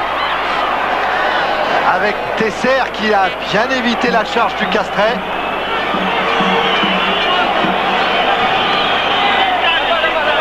Et encore un point de détail sur un lancer toulonnais, balle gagnée par Castres, mais on la laisse échapper. Elle repart dans le camp de Toulon. Ça compte à la fin tous ces points de détail. Il y a de la fébrilité, c'est sûr.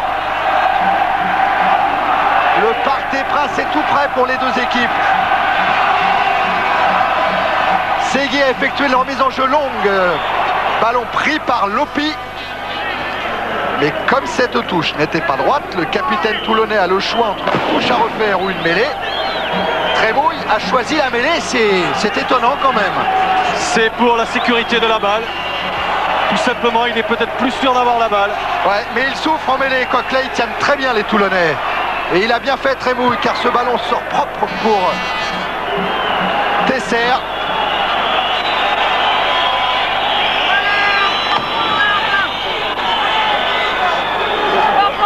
De Rougemont face à Toussaint.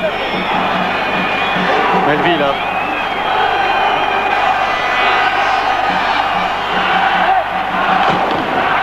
Il les gêne terriblement Melville en se mettant dans le milieu entre leurs sauteurs. Voilà, prise courte par Ado. Et encore une fois, ce ballon pris par Castres va revenir côté toulonnais, surtout avec cette pénalité accordée par monsieur Darroch.